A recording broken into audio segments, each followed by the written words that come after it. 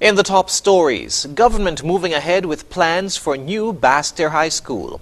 Phase 2 of traffic lights project underway, and Scaspa responds to email controversy surrounding staff payments. The details to these stories and more after the break. Without limits, happy and free. The skin you're in with no apology. The one to seize the day. Grab an LLB, live, love, be. With LLB, live, love, be. Live, love, be. Be who you know you can be. Grab an LLB, live, love, be. Angostura, lemon, lime and bitters, live, love, be. In your formative years,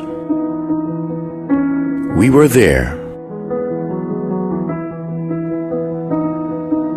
When you got the good news and the bad, we were right there with you. Through all your great adventures, we were always right by your side.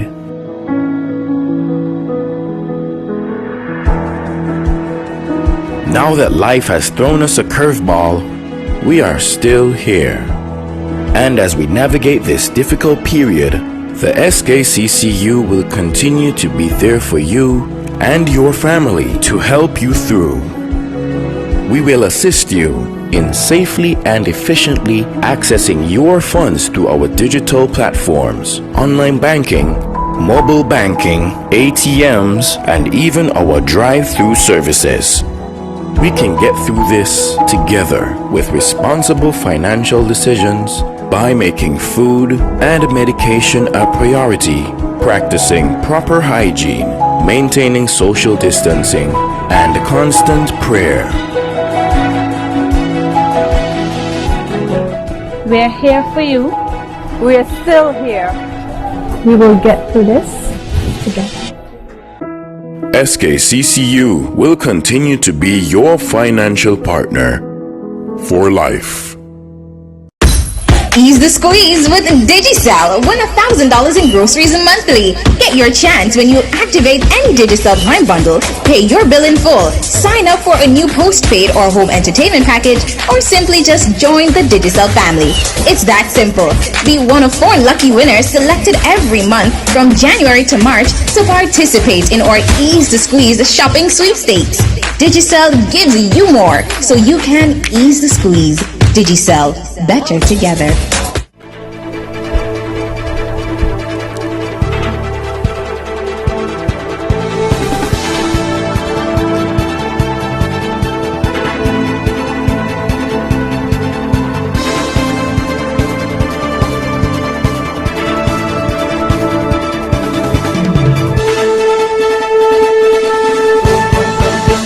Hello and welcome to the ZIZ Major Newscast. I'm Jason Davis.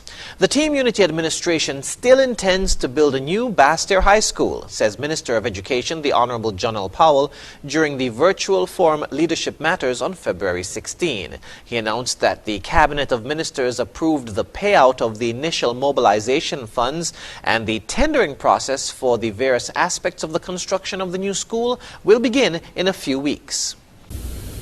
This is a project which has faced some challenges on its own, but is a project that is in the best interest of not just the students within the Basseterre area, but to the benefit of the people of St. Kitts and Nevis. The construction of the new school, which will be located at Ponds Extension in East Basseterre, has been in the works since 2015. And in his contribution to the budget debate in December, Minister Powell noted that the construction has taken longer than anticipated. However, he's satisfied that the delays were within reason. The modern Basseterre High School will feature 32 classrooms, a music center with 2 dedicated music rooms, 4 science labs and 6 computer labs, a dedicated lecture room, counseling and health service facilities, an auditorium with seating capacity for a minimum of 1,200 students, and upgraded sporting facilities that will meet international standards. Engineer at the Public Works Department, Livingston Pemberton, gave an update on Phase 2 of the traffic lights installation in Basseterre, where he said the project is nearing completion. In an interview with the St. Kitts and Nevis Information Service, Mr. Pemberton said, quote, "We would have done Phase 1 and we would have done three intersections, and now this is Phase 2 where we're doing 7 intersections." When we would have done Phase 1, the intention then was to actually do more than 3 intersections. But due to financial constraints at the time, only 3 intersections were done.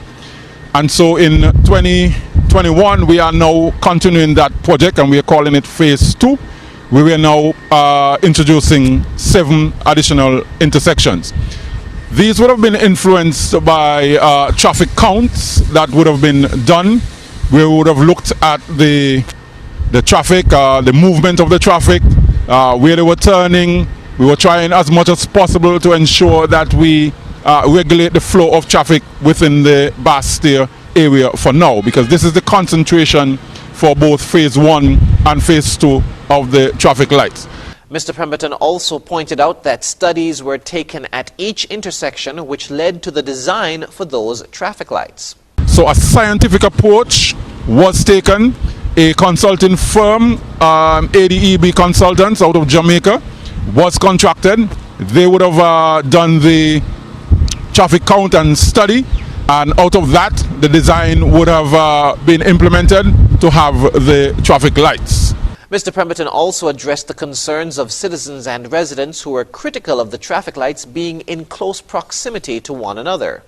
So for those who are thinking that the traffic lights are too close to each other, it is important for you to understand that when they are actually commissioned, that they will be flowing in sync. Engineer at the Public Works Department, Livingston Pemberton. The St. Christopher Air and Seaports Authority, or Scaspa, has issued a statement responding to controversy surrounding an email being circulated on social media. The initial email indicated that there might be a delay in processing staff payments into the individual accounts, but a statement issued on Friday from Scaspa said the authority retracted any misleading information. The statement said, quote, "Scaspa is aware of an internal email addressed to Scaspa's staff that has been circulating on social media in relation to the current situation experienced by the St. Kitts Nevis Anguilla National Bank, and takes the opportunity to correct any misgivings in relation to this email. We take this opportunity to retract any information pertaining to that correspondence that was not accurately stated and misrepresented the bank's current situation," end quote.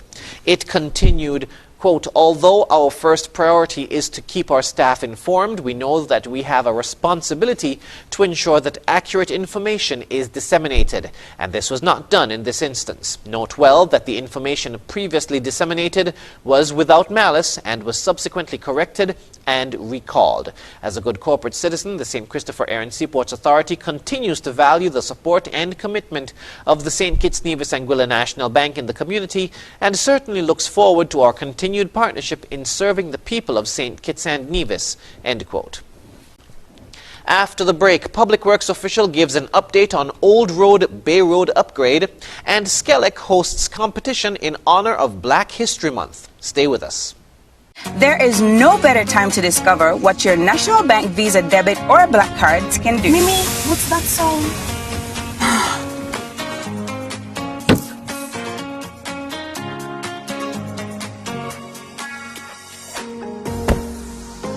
It can get you out of a pickle.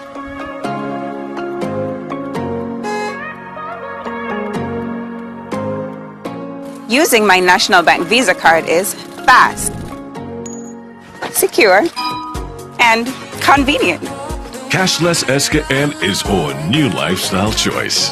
National Bank, always here. Horseroads Building and Nevis Centers are making lawn and garden easy! Come to Horseroads Building and Nevis Center now and get 25% off store-wide on our entire lawn and garden department. Yes! For the months of February and March, Horseroads Building Center and Nevis Center is making improving your lawn and garden easy. 25% off all garden supplies, garden equipment, garden accessories, including weed eaters, lawnmowers, and much more. Get 25% off all lawn and garden items happening now at Horseroads Building Center in St. Kitts and Nevis. Horse Roads Building and Nevis Centers, making home improvement easy. Get ready for an exciting year with Flow Broadband and TV connecting you at home. Sign up now and get a free Samsung tablet worth over $900. Up to 100 megabits per second blazing internet will keep everyone on top of everything every day. While Flow TV delivers the best home entertainment with the latest shows on demand in HD plus favorites you can record. Visit your nearest Flow store today to sign up for Flow Broadband and TV and get your free Samsung tablet. Conditions apply.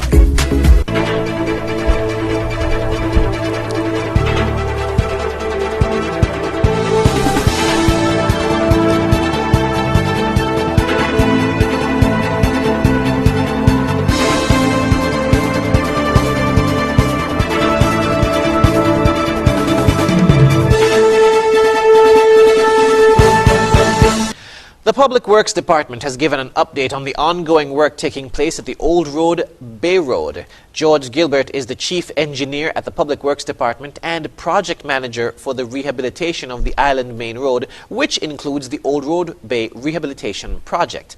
He said they have been experiencing some challenges in meeting the completion date for the project, but they are expecting to have the road paved and ready for use by June of this year. The Chief Engineer also outlined the plans for the merging of the new road into the old road, both near Spratnet and the area leading to Basseterre. Those ends we need to realign them so that this new road merges into them smoothly.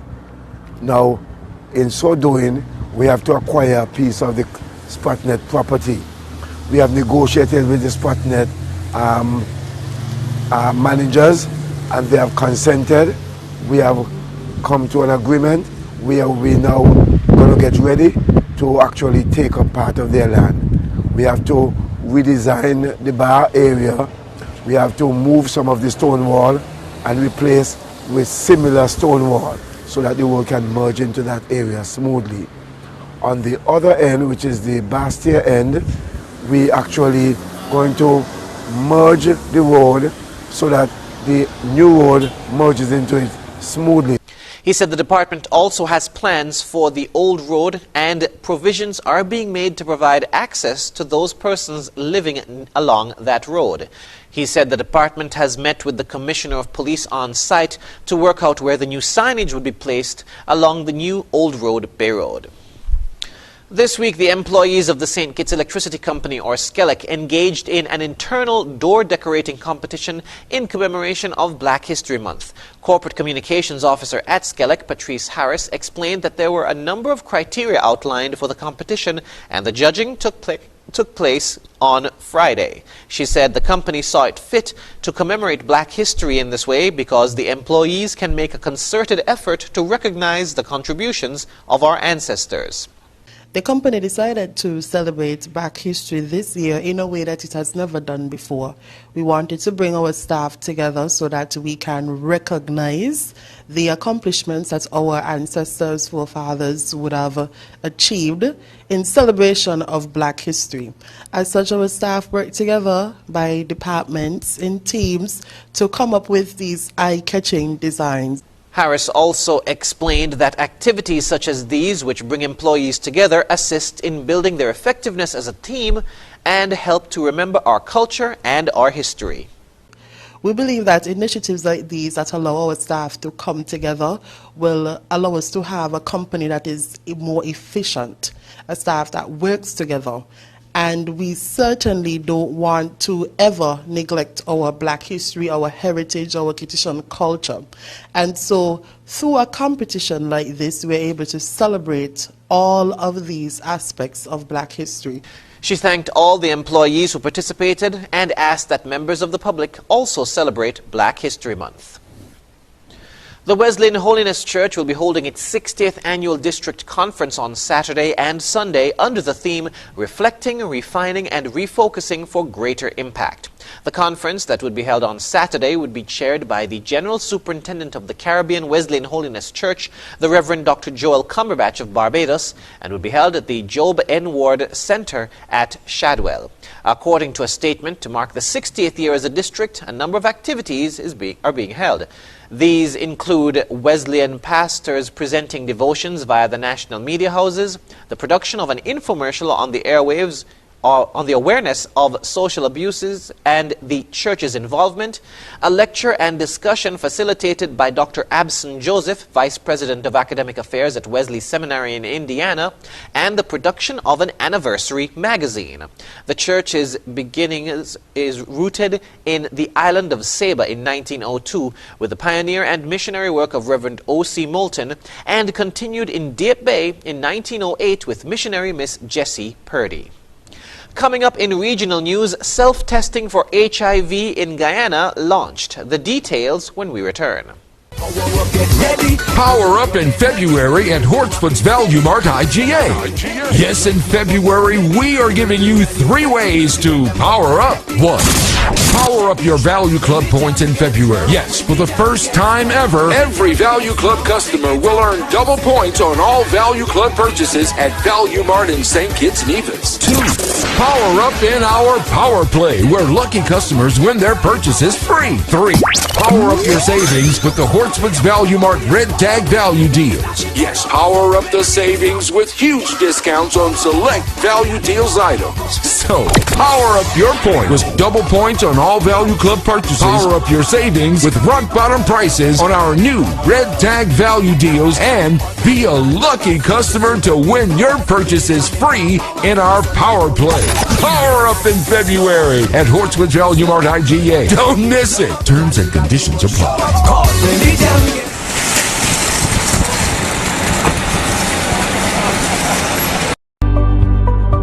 There's nothing good about jail.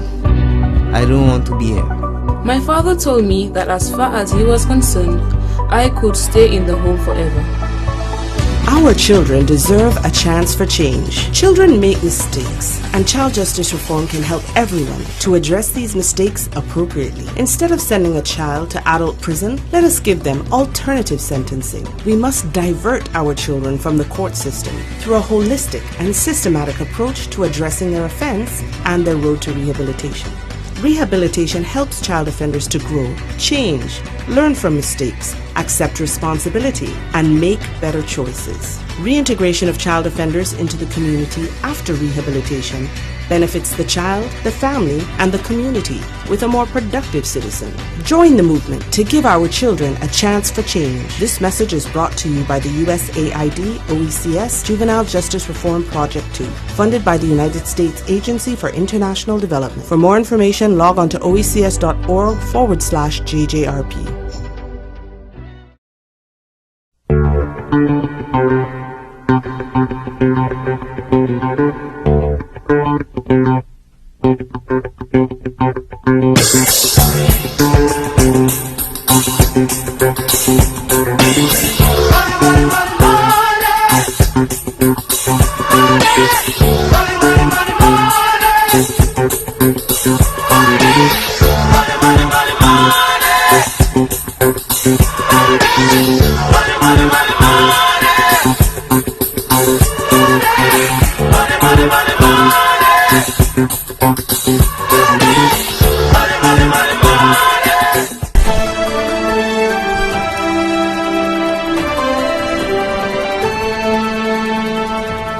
Regionally, in Guyana, testing for the human immunodeficiency virus, or HIV, will soon be placed directly in the hands of each individual as the Ministry of Health prepares to launch the HIV self-testing initiative following the passage of the 2021 budget. Here's more from Tamika Rodney of HGP News.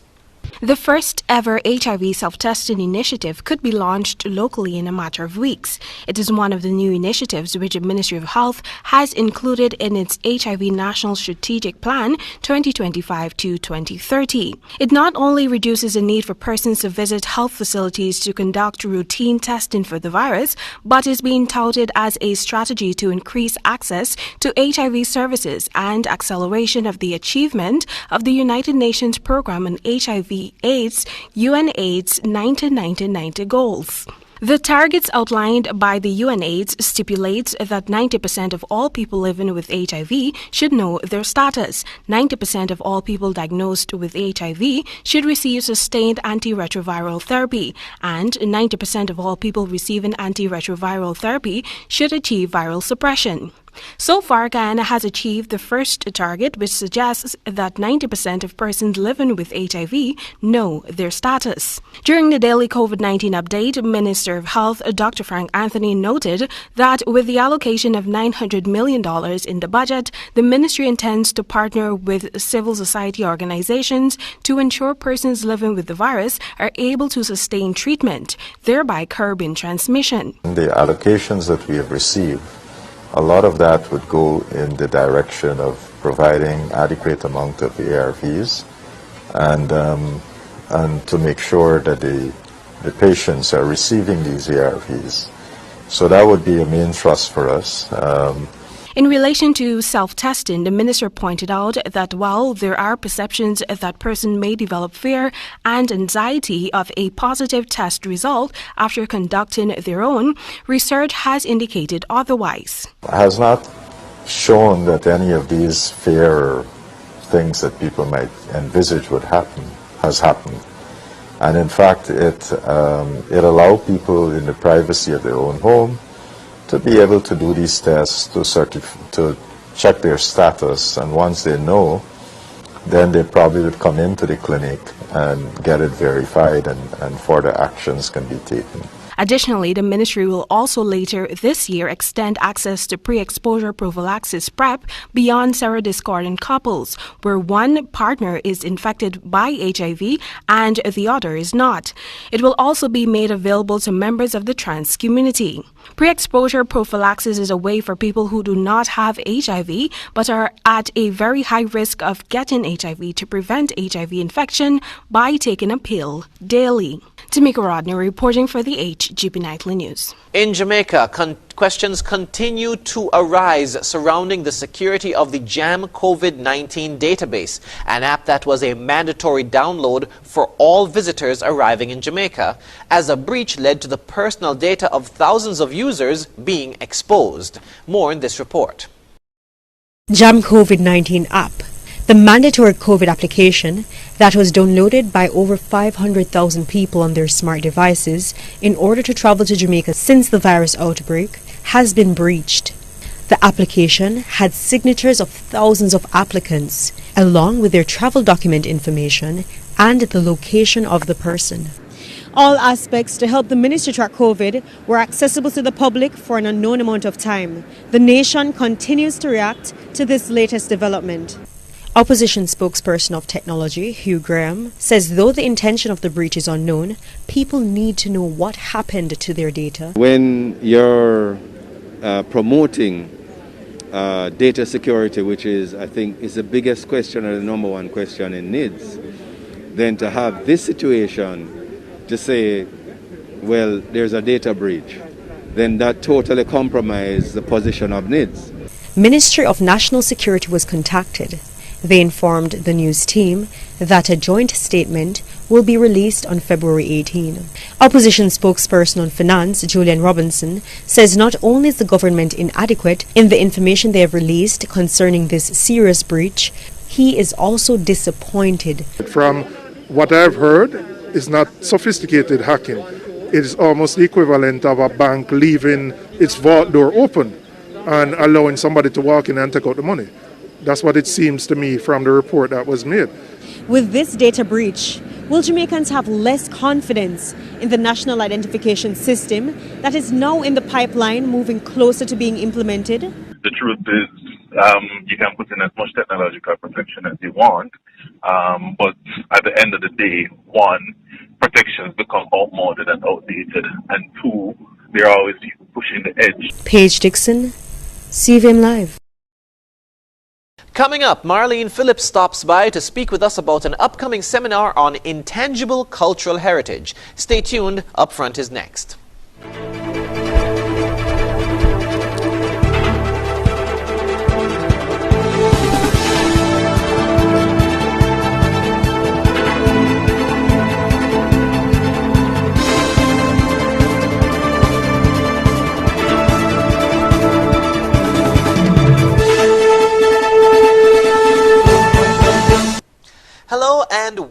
Welcome to Upfront. Joining me in the studios tonight is Marlene Phillips. She is the Research and Documentation Specialist at the Department of Culture and the St. Kitts Nevis lead of ICH Focal Points for St. Kitts. That's a long title. And we're here to talk about ICH, Intangible Cultural Heritage, and some of the programs that are going on in St. Kitts Nevis focusing on ICH. Welcome, Ms. Phillips. How are you? Thank you for having me. Very glad to be here. Okay.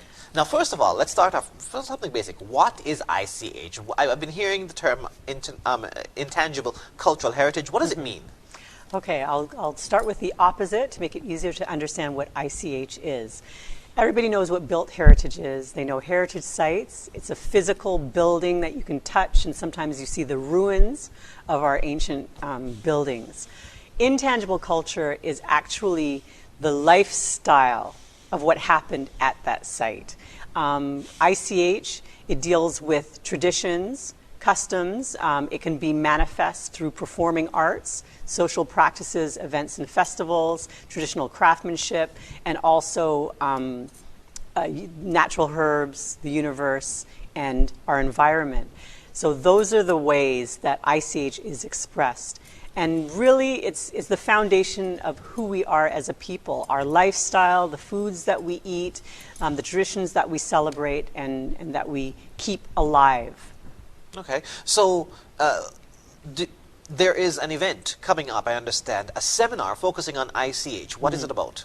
Well, on the 24th of February at Shadwell Great House, St. Kitts Department of Culture, in relation to ICH, is hosting a seminar that will showcase the results of a research study that we did last year to identify what type of ICH elements exist in the Federation. This came out of a project where we got funding from UNESCO to do a 2-year project to build capacity to safeguard. And we've been through 3 phases of the training where we introduced people to what ICH was. We trained individuals in the community with how to handle video cameras, audio recorders, and digital cameras, and to go out into the community and interview people about the ICH that exists. So our research teams, we had 7 in St. Kitts and there were 3 in Nevis. They brought back the results of their findings, and we're going to be showcasing that at the seminar through video, photography, and letting the public know what the results are. So just to clarify, now these results, would they be people demonstrating the processes that have been passed down, etc.? Yes, yes. Some of the elements that were researched were had to do with storytelling, mabi making, cassava bread making, parched nuts, calabash utensils, and a few others.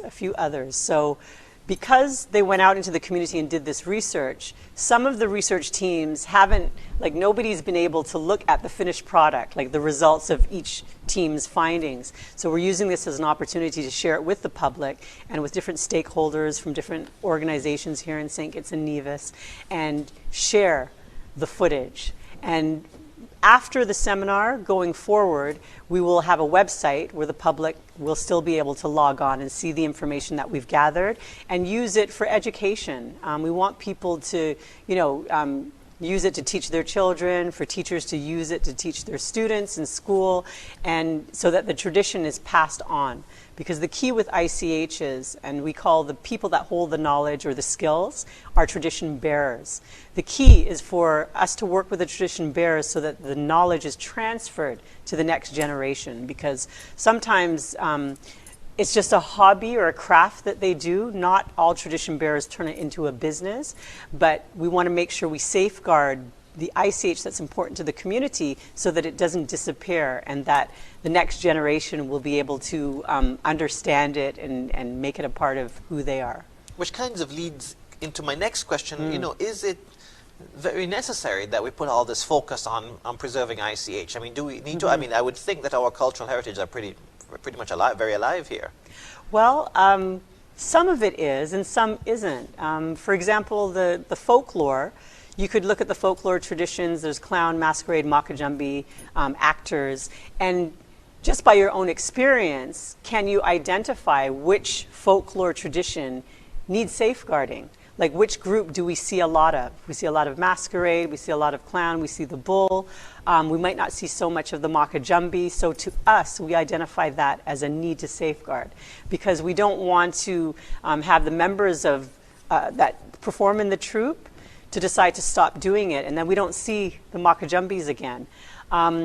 We can use that as a teaching tool. I mean, there's a lot of history behind the folklore, why these folklore traditions started, why they're still around, and we have a lot of fond memories seeing it during Carnival and with tourism. You see it more frequently. People are hiring them to perform at their special events and things of that nature. In terms of music, you know, the string band and the instruments, what happens if the person that knows how to make the quattro, the fife, or even the triangle pass away? How are we going to make it? Who knows? Who do we go to as a resource? So we want to make sure that things like that are passed on, so that, you know, we don't, like, everything's safe. We're not nervous about losing these things that the community embraces. All right. Well, this is all very interesting. We're almost out of time, but just remind everyone the date, time, and location of the upcoming seminar. It's on February 24th at Shadwell Great House here in St. Kitts.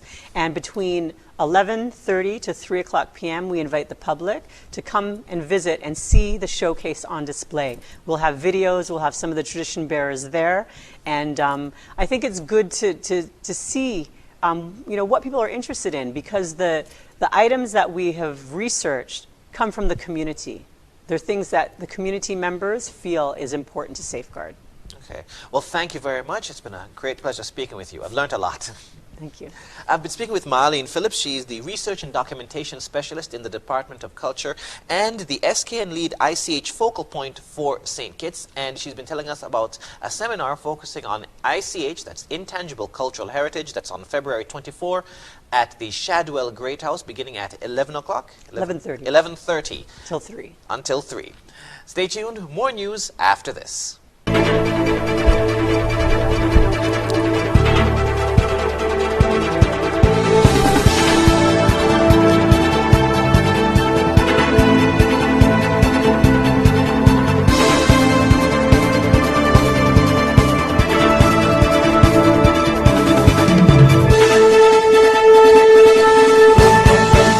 Internationally, the World Health Organization has called on 6 African countries to go on high alert for Ebola. More than 11,000 vaccinations against the disease are heading to Guinea with hopes of stopping an uncontrolled spread on top of the coronavirus pandemic. Al Jazeera's Nicholas Hake reports.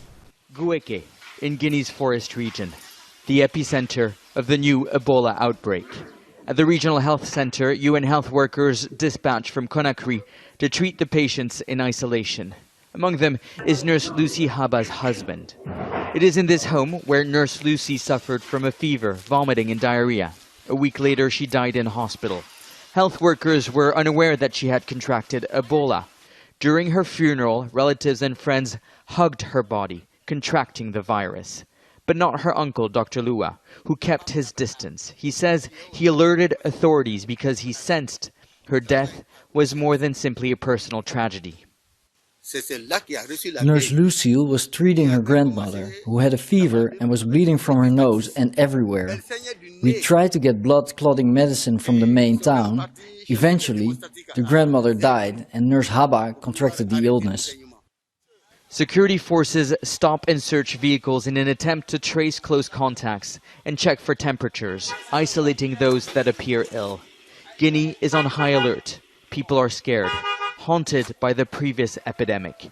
In 2015, over 11,000 people died and 22,000 were infected across Guinea, Sierra Leone and Liberia. Ebola was contained thanks to the development of a new vaccine.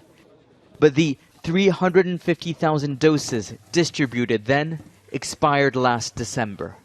The UN says new vaccines are on their way. We are shipping today 11,000 doses of Ebola vaccine, and this is a huge achievement. At least for the first time in Guinea, we are having a vaccine at the beginning of the outbreak to control this outbreak within the population.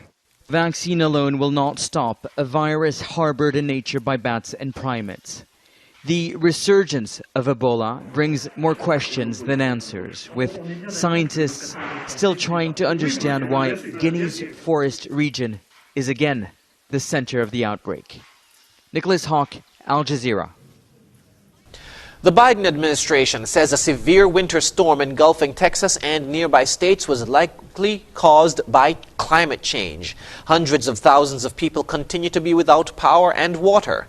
Meanwhile, Texas Senator Ted Cruz is also facing criticism for holidaying in Mexico during the crisis. Al Jazeera's Gabriel Elizondo reports from New York. Guys, so this is my house. I don't know what to do. Day 4 of the U.S. winter weather crisis, and things only seem to be getting worse, especially in Texas, where as of Thursday afternoon, 500,000 people are still without power and heat as electricity companies fail to deal with rare sub-zero temperatures. Got the shower on hot, and I got about 10 jackets on, and I don't think I'm gonna make it no more. So who got heat at their house, bro?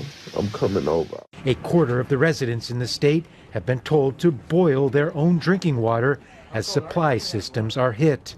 Adding insult to injury, a state famous for its oil industry is also suffering from a shortage of petrol. We're kind of stuck here. I have 9 miles left to go with my car, so we have to find something that's within 9 miles from here. Texas is America's second most populous state, with 29 million residents living in an area larger than the whole of France. It's the only U.S. state that has its own electricity grid and is not part of the national system by its own choice, which has allowed it to bypass federal regulations designed to protect against exactly these kinds of conditions. Under fire for being seemingly woefully unprepared, the state's energy bosses were forced to defend themselves. It was a problem with that capacity being knocked out by an extraordinary event, and also the impact that that same extraordinary event had on gas supplies and obviously on load. So I'm sure people may argue about that once we're done. Also facing scrutiny, Texas Republican Senator Ted Cruz, who on Wednesday left his embattled state for an unannounced family vacation in the Mexican beach resort of Cancun. When outrage ensued, he promptly cut his trip short and flew home. The storm is now here over the northeast of the U.S., and it's forecast to linger until the end of Friday. But it is not expected to cause nearly as much disruption as what it has in Texas, a state that remains in a deep freeze crisis. Gabriel Elizondo, Al Jazeera, New York. Up next in sports, we have an update on the final 2 basketball games of the regular season, and Serena Williams makes a tearful exit from the Australian Open. Stay tuned. Imagine having the luxury of putting all your trust in one insurance company and being able to enjoy a life to the fullest without having to worry. Well, don't imagine. National Caribbean Insurance is here to take care of all your insurance needs. Insure your life, vehicle, boat, home, belongings, and your future. At NCI, we make it our business to ensure that you enjoy every stage in life. We serve, we protect, we satisfy. That's NCI.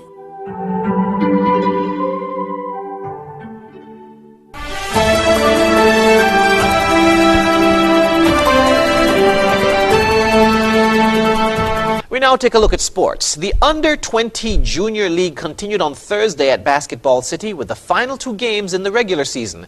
Both games were won by a single point. In the first game, ASC Jayhawks defeated Rams Hitters 82-81. For Hawks, Aaron Wilkinson scored 38 points, 6 rebounds, 5 steals. Zendai Richards, 19 points, 8 rebounds, 2 assists. Makimba Foy, 11 points, 10 rebounds, 3 assists, 2 steals. Trent James, 4 points, 11 rebounds, 10 blocks, and 2 assists.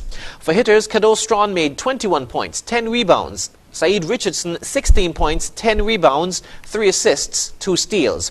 Jalen Sadler, 17 points, 10 rebounds, 3 steals, 2 blocks. Vance Joseph, 13 points, 2 assists, 2 rebounds, and 2 steals. In the second game, Bird Rock Uprisers edged out Dynamic Ballers 72-71.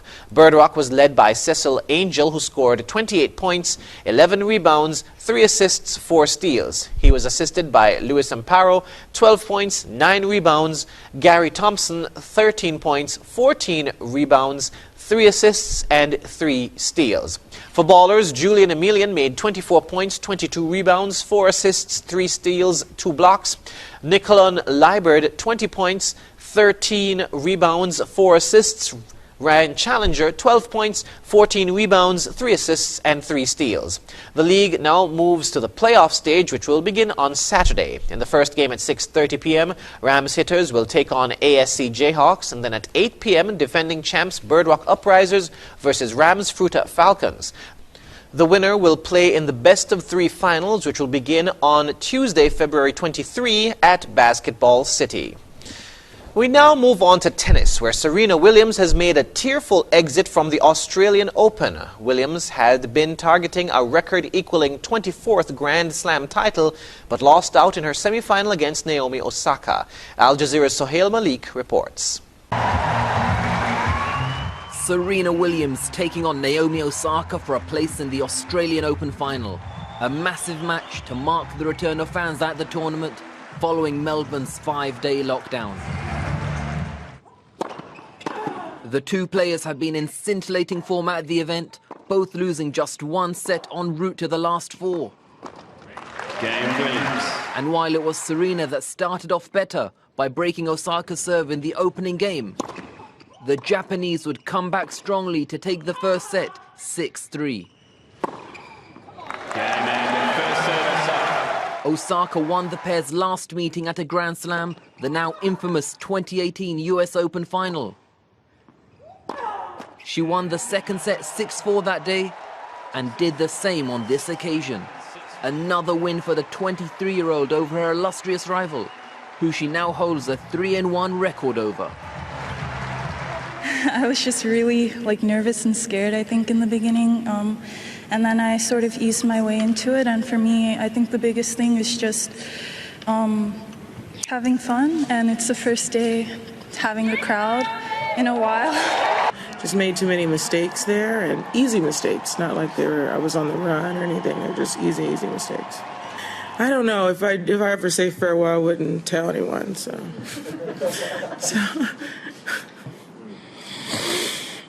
I'm done. Osaka will be up against the USA's Jennifer Brady in the final. A rematch from the last 4 of the 2020 US Open. Brady came up short that day but has been impressive in Melbourne, beating Karolina Muchova in 3 sets to book her spot in the final. Despite complaining of an abdominal injury throughout the tournament, Novak Djokovic is now just 1 win away from a 9th Melbourne title. The Serbian star, who's not been training between matches because of his fitness issues, made short work in his semi of the tournament's surprise package, Aslan Karatsev. Djokovic beating the unseeded Russian 6-3, 6-4, 6-2. This is best as I felt in the entire tournament. I mean, felt great. The world #1 can expect a much tougher test in the final, where he'll face either Daniil Medvedev or Stefanos Tsitsipas. Sohail Malik, Al Jazeera.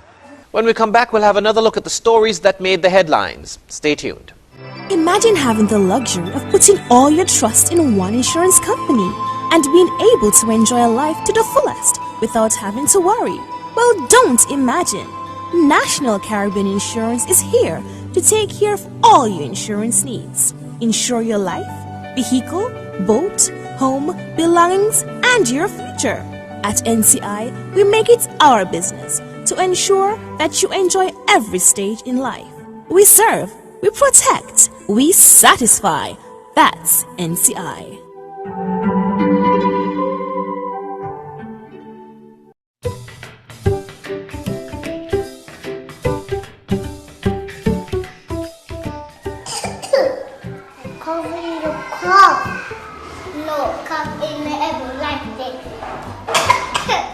The coronavirus is bad, so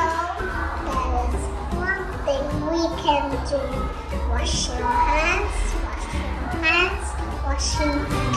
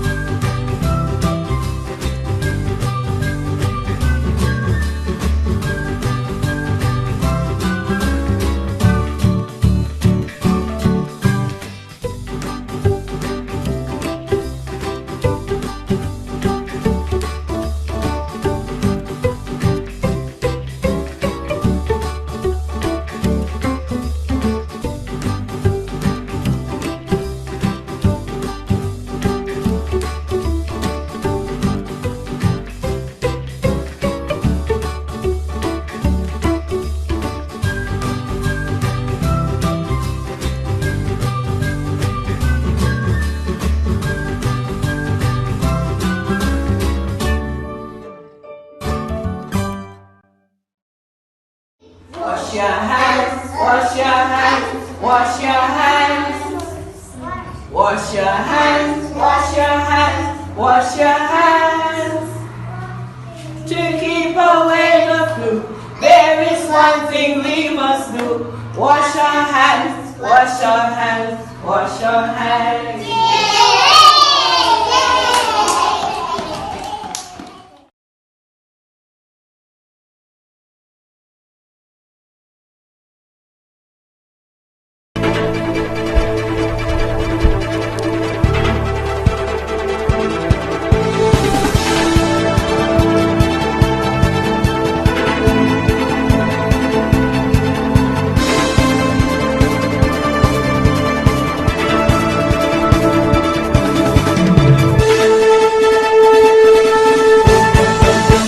We now wrap up with a recap of the top stories. Government moving ahead with plans for new Basseterre High School.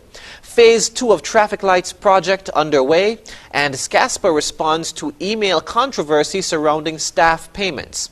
And that's it for the ZIZ Major Newscast. Thank you for joining us. I'm Jason Davis.